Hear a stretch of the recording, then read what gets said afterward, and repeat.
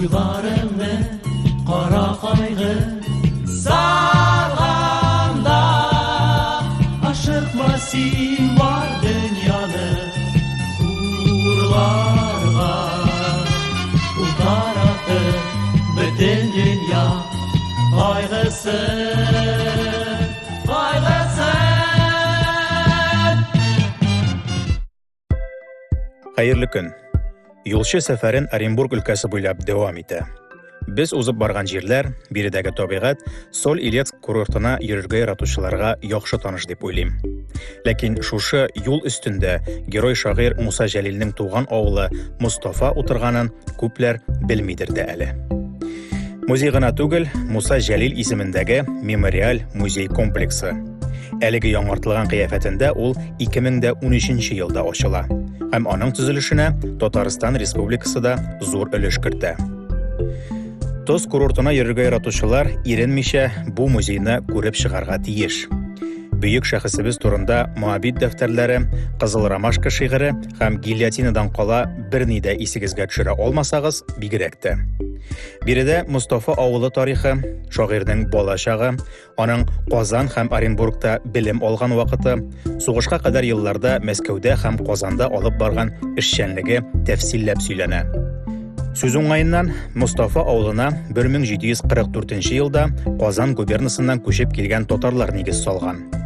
Гомумән, бу яктагы барлык татар авыллары тарихына хас күренеш, андый күчеп утырулар.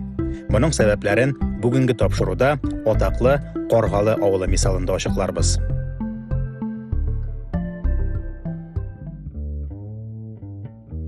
Казандагы татар бистәләре тарихын барлаган вакытта без Казан ханлыгы яулап алынганнан соң хәзерге Иске татар бистәсе территориясенә күчереп утыртылган татарларның 18 гасыр уртасында дәрәҗәләре күтәрелә башлап, хокуклары барлыкка килеп, алар арасыннан да зур-зур сәүдәгәрләр чыкканлыгы турында сөйләп узган идек. Нәкъ менә шул вакытта Татар Каргалысы дигән авылның да тарихы башланып китә. Бу авылның төзелү максаты ук бер була, ул Урта Азия регионы белән Рәсәй җирләрен бәйләү һәм таможня, сәүдә, шик буе мөнәсәбәтләрен булдыру тора. Шуңа күрә дә Татар Каргалысы авылына ул вакытта ул бүтәнчәрәк Сәйет бистәсе дип атала. Бу урынга юлда йөрмәгән, тел белмәгән, ил күрмәгән, сәүдә итә белмәгән кеше гомумән дә килми. Монда килеп утыручы беренче кешеләр чын мәгънәсендә зур сәүдәгәрләр, икътисадчылар булалар. Шуңа күрә дә авыл киңәеп үсеп китә. Ни өчен Сәйет бистәсе дип аталган әлеге авыл, аның инде башлангычы шушы Сәйет Хаялин дигән тарихи шәхескә бәйле һәм Каргалы авылының башлангычы нәкъ менә шул Сәйет Хаялин йортыннан булып тора. Бүгенге көндә аның 1744-45 елларда төзелгән йортының бер өлеше сакланып калган. Уларның аскы каты бу объект дәүләт тарафыннан саклана. Аның инде өске этажы да булган, ләкин 1881 елда ул агач булу сәбәпле янып беткән. Менә шулай итеп, Татар Каргалысы авылы Сәйет бистәсе шик буенда урнашып, Рәсәйне башка дөньяга күрсәтү һәм инде Рәсәй өчен Урта Азияга ишек ачу, капка ачу белән башлый үзенең тарихын. Чыннан да Каргалының язмышы аңа нигез салынган вакытта ук билгеләнгән була инде. Ул шәһәр хөкүмәте өчен аеруча әһәмиятле стратегик җирлектә татар авылы барлыкка килү бик мөһим сәяси адым булып тора. 1744 ел башында Казан сәүдәгәрләре Оренбург губернаторы Иван Иванович Неплюевка мөрәҗәгать итәләр һәм дин иреге бирелеп, мәчетләр төзергә рөхсәт булып, рекрутлык бурычыннан азат ителгән очракта Оренбург янына килеп төпләнергә әзер булуларын әйтәләр. Шул ук елны губерна канцеляриясенә сәүдәгәр Сәгыйть Хаялин килеп, күчеп утыру өчен кирәкле җир мәйданын, килешүнең барлык шартларын сөйләшә һәм җирле хакимият белән килешү төзи. 1745 елның 8 августында Сәгыйть Хаялинга императрица Елизавета Петровна кул куйган указ грамота тапшырыла. Шул вакыттан хәзерге Каргалы, ул чорда Сәгыйть бистәсенең тарихы башланып китә. Бистәгә нигез салынган урын һәм аның беренче йорты урыны электән үк билгеле булуга карамастан, бина мөгъҗиза белән генә безнең көннәргә кадәр килеп җиткән. Менә шымагы гына калды инде моның хәзер. Моны буздылар, Әлек бит инде Совет вакытында таш керек, нигезгә сарай салы колхоз муллана дип шулай итеп бузып алдылар моны, бузып алганнар. Рәшит абый Искәндәров, тарихчы, моннан чыккан халык инде Шибенле авылында эшләде. Тарихчы, директор, мәктәп директоры булып, шулай итеп шул билеп алып туктаткан, бузмагыз, хотя бы менә шу пишмагы калды. Монда менә шулай бер зынлыгы инде бер 50 метр инең. Мин үскәндә 2 этажлы, анда этаж аша шулай ишекләр бар. Шауып йөридер мин шунда, уйнап малай чакта. Вакытында инде, бабай вакытында 3 этажлы булган. Иске этажы агач. Шулай. Ну, монда бераз менә шу тирәдә менә склады бар аның.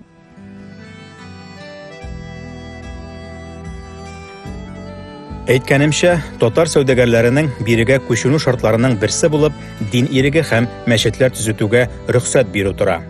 1746 елдан башлап 1909 елга кадәр Каргалыда 10 мәчет төзелә. Бераз статистикага бирелеп санап карасак, бистәнең 163 елы эчендә 16 елга бер мәчет төзелгән дигән сүз бу. Шунысына да игътибар итик, Сәгыйд Хаялинга бу җиргә урнашырга рөхсәт 1745 елда бирелә генә әле. Димәк, 1 ел эчендә Ялан кырда салынган Сәгыйд бистәсендә мәчеткә җыелырлык мәхәлләдә мәчет төзетергә мөмкинлек тә була дигән сүз. Шул көннән башлап бер-бер артлы мәчетләр төзелеп кенә тора. 1784 елга Сәгыйд бистәсендә 5 мәчет эшли. Шуннан чамалап халык санының да шактый артканлыгын күз алырга мөмкин. Шул ук 1784 елда Сәгыйд бистәсендә ратуша оештырыла, ягъни шәһәрчә үзидарә системасы булдырыла. Әлеге факт бистәнең зурлыгын гына түгел, аның дәрәҗәсе, әһәмияте үсүен дә күрсәтә. Хөкүмәт татар сәүдәгәрләре эшчәнлеген югары бәяли. Каргалы мәчетләре эшчәнлегеннән Әби патша да бик канәгать була. Аңа бу якта хәлләр турында Оренбург генерал-губернаторы гел докладлар язып тора.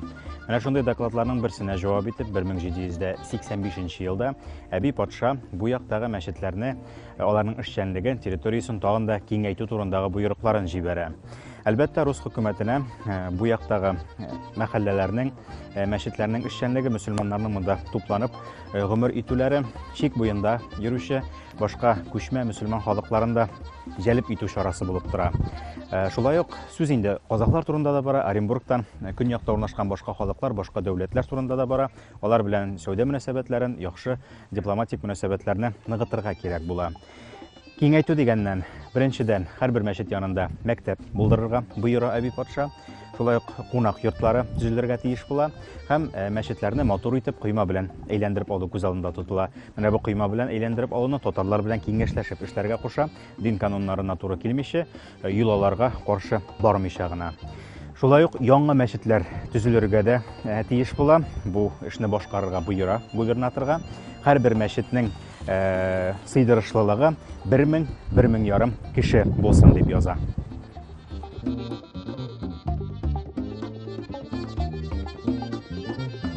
Һәр мәхәлләдә мәдрәсәләр булган, хәзерге тел белән әйтик, воскресный школалар һәм дә 2 зур мәдрәсә булган университет дәрәҗәсендә. Тарихи буенча 700-гә кадәр шәкертләр укыганнар, төрле яклардан, Бухара, Азия якларыннан, Төркия якларыннан да киләләре, Татарстан, Башкириядан, менә Русия күләмендә шәкертләр монда укыганнар. Һәм дә шушы мәдрәсәләрдә муфтилар да, аларның арасында зур безнең галимыбыз Резидин ибн Фахриддин, ул да менә шушы мәдрәсәләрдә укыды һәм дә үзе дә укытты. Бүгенге көндә Каргалыда 3 мәчет эшли. Шуларның 2-се тарихи мәчетләр. Монысы 1795 елда төзелгән Куш манаралы мәчет. Исәбе буенча ул бистәнең 8нче мәчете итеп сәүдәгәр Мәгъди Кайсаров һәм аның улы Мөхәммәд Рәхим акчасына төзетелгән. Тасвираулар буенча мәчет таштан 2 катлы итеп төзелгән була.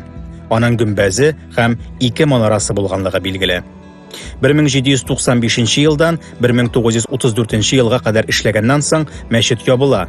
Һәр вакыттагыча Совет чорының 10 елы да аңа кадәр 130 ел төзек торган мәчеткә зур зыян сала. Ул гөмбәзеннән һәм манараларыннан мәхрүм кала.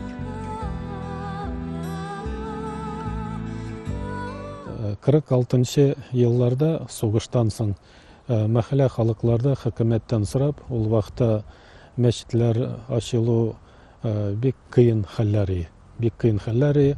Шул мәхәллә халыклары бик күп хатлар язып, бер генә түгел, күп мәртәбәләр хатлар язып, кичкә зорга хөкүмәт аларга шушы мәчетне кайтарып бирде. Һәм дә мәчетне кайтарып биргән вакытта аның кайсы берәүләр әйтәләр, сугышка кадәр 38 елларда 2 манараны сүттеләр. Кайсы берәүләр әйтәләр, сугыш вакытларында бик суык вакытлары, ул госпитале, суык елларда, кыш вакытларында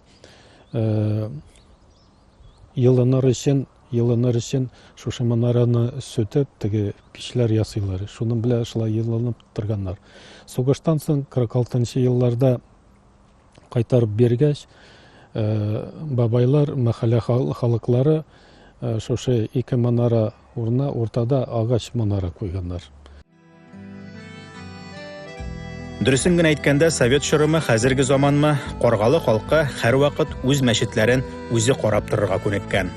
Әлеге дә баягы куш манаралы мәчетне генә алсак та, бүгенге көндә аның элеккеге кыяфәтен кайтару эшләренә дә акчаны халык җыйган. Оренбург өлкәсендә сакланып калган иң борынгы татар мәчете буларак, әлеге бинага архитектура һәйкәле статусы бирелгән. Ләкин кызганычка каршы бу статус белән бергә өстәп акча да бирелми шул. Илебездә чыннан да әһәмиятле тарихи объектлар бик күп. Аларның барысын да төзекләндерү генә түгел, теркәп бетерү дә авыр. Шуңа да алар еш кына җирле үзидарә һәм битараф булмаучылар аркасында гына сакланып калалар. Әлбәттә, мәчет төзекләндерергә кайдандыр акча килгәнен көтеп ятырга риза түгел Каргалы халкы. Әмма дәүләт тарафыннан сакланучы һәйкәлгә тияргә дә хаклары юк. Сәер, әмма табигый хәл. Шуңа да бүгенге көндә реставрация эшләре туктатылган һәм күп санлы документлар җыю, проект раслау, экспертиза уздыру эшләре бара. Әлбәттә, үз садакаларын шушы мәчеткә элеккеге кыяфәтен кайтарырга дип биргән халыкка эшнең булай сузылуы бик күңелсез, әмма канун шундый.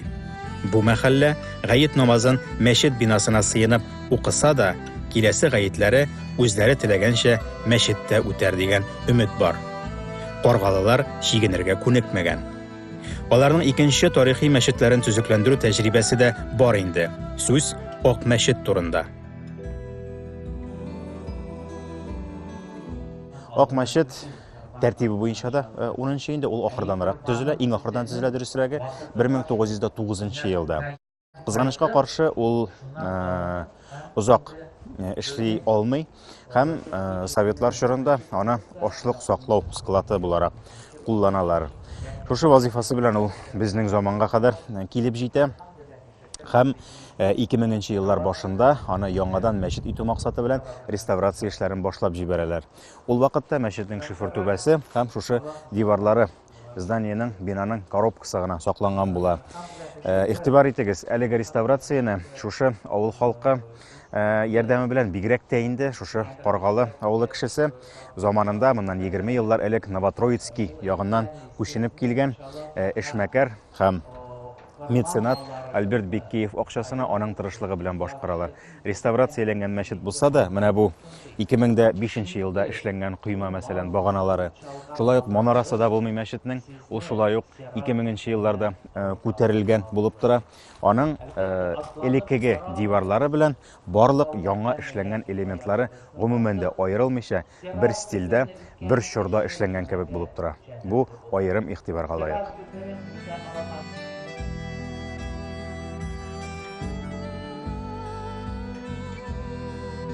Каргалының тарихын нәкъ менә мәчетләренә дин ягына басым ясап сөйләвебез бердә юкка түгел.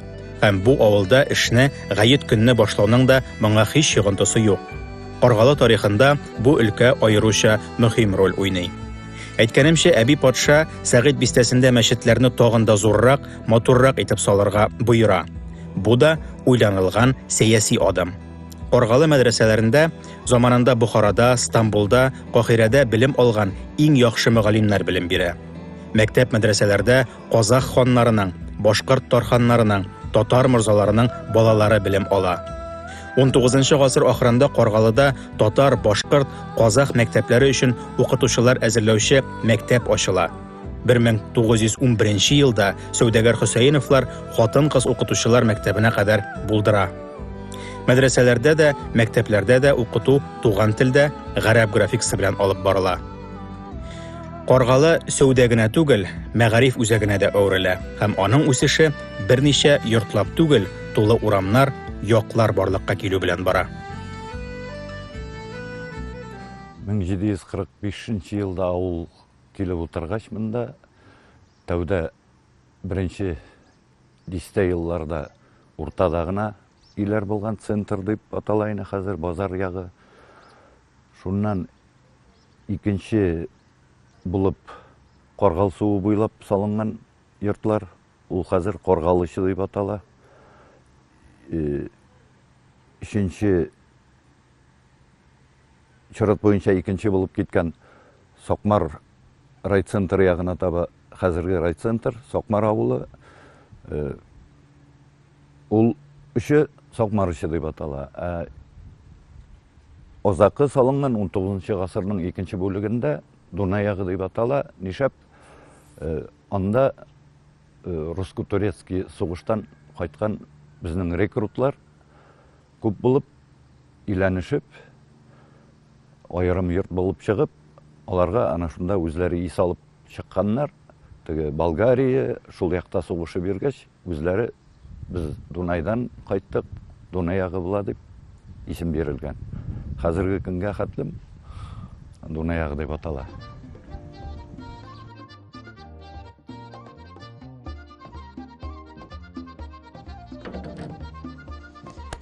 Каргалы өстенә кара булыт чын-чынлап 1926 елда килә. Бу чорда әлеге авыл белән бик ныклап Оренбург өлкәсе ОГПУсы кызыксына башлый. Әлбәттә, Каргалы авылына инде шуның кадәр мәдрәсәләре, мәчетләре булган авылга, нык торган авылга совет властен кертү бердә җиңел булмый. Һәм биредәге һәр кешене кулак дип атап, кайда булса озатырга бернинди дә кыенлыклар тумаган булыр иде совет хөкүмәтенең сәясәтен алсак. Дөрестән дә шундый докладлар китә дә инде. Монда 20дән артык дин культы хезмәтчеләре бар. Алар авыл советы эшчәнлеген туктаталар, алар тамырларын бик тирәнгә җибәргәннәр. Әлеге авыл Сәүдә үзәге генә булып тормый, сәүдәгәрләр генә түгел биредә. Биредә дин үзәге һәм мәсәлән инде шул ук авыл советы да пролетар хөкүмәт органы түгел, шушы муллаларга, муллалар янында булган байларга, шушы авылны яшәтеп, төзетеп, гөрләтеп торучы байларга буйсына һәм авыл советы үзе дә ниндидер дини органга гына ошап кала дип яза башлыйлар.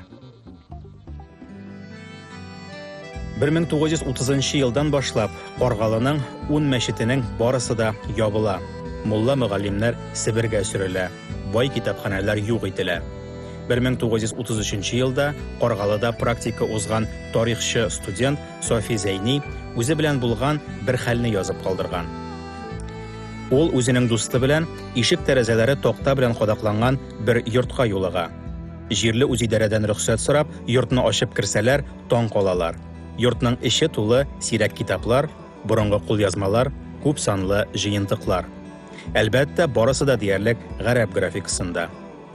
Үстән генә укып чыгып та студентлар әлеге хезмәтләрнең Рәсәй белән Урта Азия, Иран, Төркия, Гарәбстан арасындагы мөнәсәбәтләрне күрсәтүен, аларның зур фәнни кыйммәткә ия булуын аңлыйлар. Егетләр әлеге хәзинәне 2 ат олавына төяп, Оренбургка үзләре укыган пединститутка илтәләр. Ләкин 1937 елда бу табылдыкларның барысы да юк ителә. Сәбәбе гади, алар гарәпчә язылган. Кызганычка каршы, Каргалы тарихында мондый югалтулар күп була шул ул чорларда.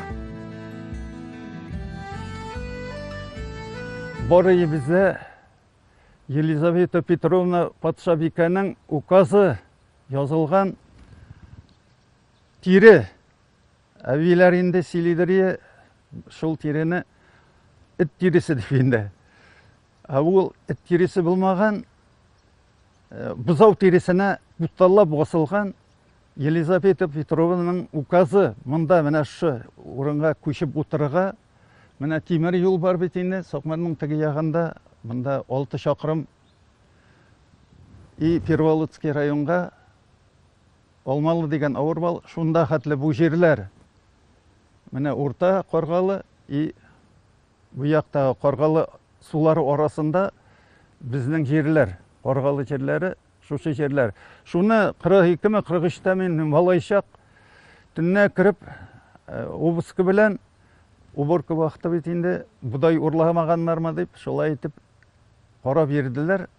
Фонарь тұтып, мен елдында үсі уақыт йоқлап ятам, менің істен ерейлер. Қиы асты шырмаға мініп кеттілер. Шундан түсіп, еге кіріп. Ауыл енді ең қибат нәрсе, бүтін нәрсе, сондықта бетіне.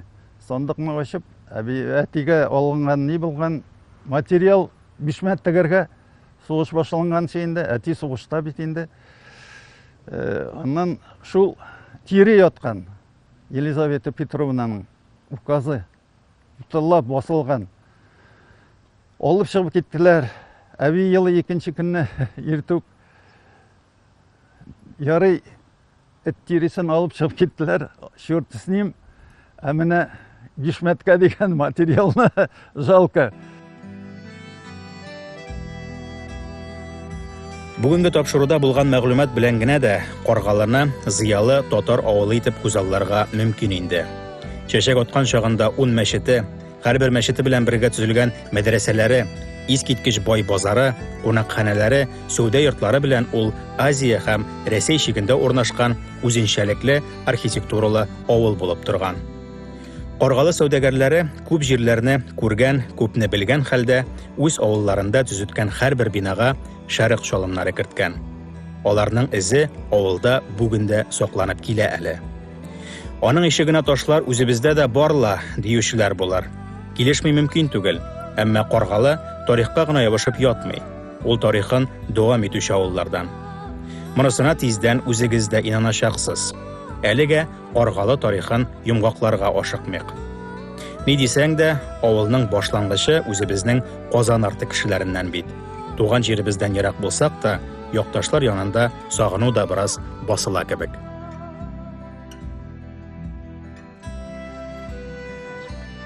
Без аны шулай булыр дип уйлаган идек инде. Каргалы кадәр Каргалының тарихын әлбәттә бер генә тапшыруга сыйдырып бетереп булмый. Әлегә бүгенге тапшыруда күргән биналарны һәм аларның тарихын йомгаклап, шуны әйтәсе килә, Каргалының бит әле бүгенгесе дә бик матур.